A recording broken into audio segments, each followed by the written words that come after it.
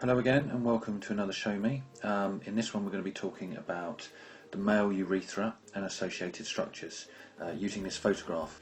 So to get started we'll just highlight a couple of the main structures. So we've got our pubic symphysis in here.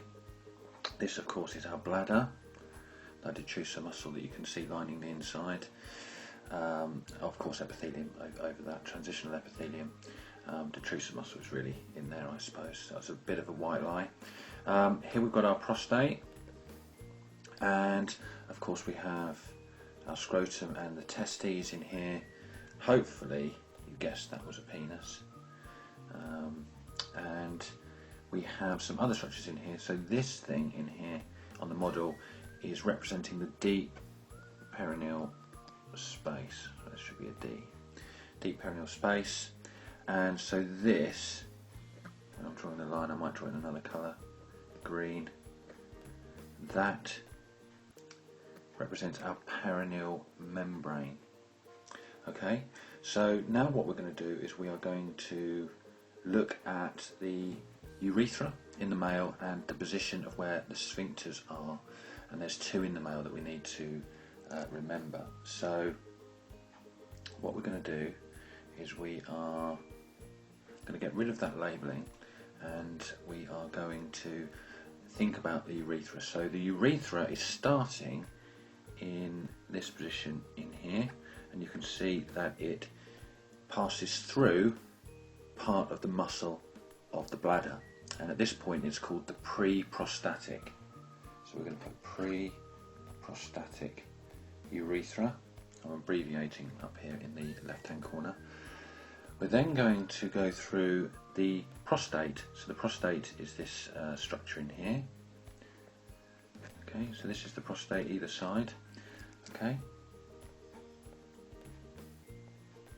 and you can see that the urethra passes through there in this direction, and once the urethra passes through there, it changes its name into just the prostatic urethra.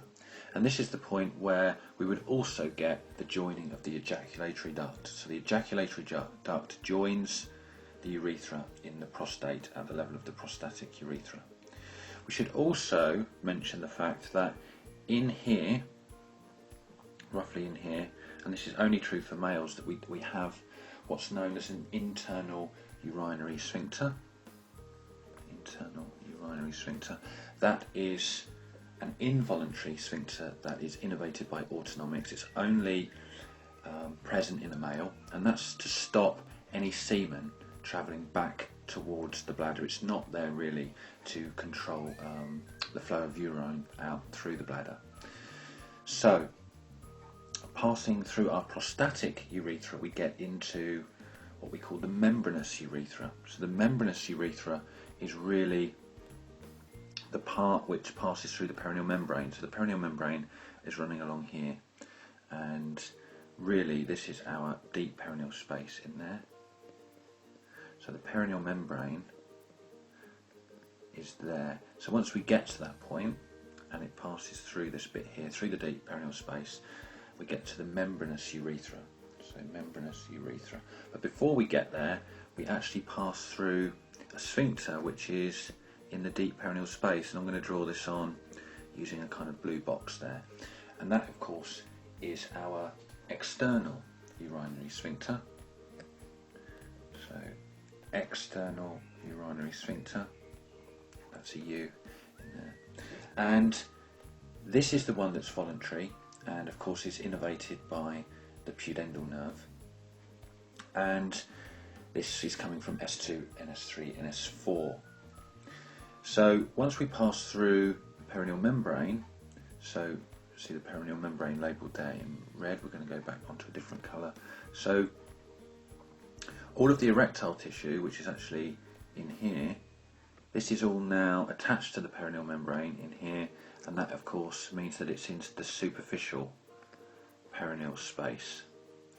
And once we get in there, then the continuation, I'm going to go back to this yellow colour, of the urethra all the way through the penis is known as the spongy urethra, or sometimes the penile urethra.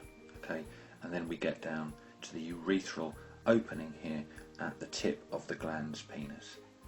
Okay, so that pretty much summarises everything I want to say about the male urethra and its associated structures. Bye for now.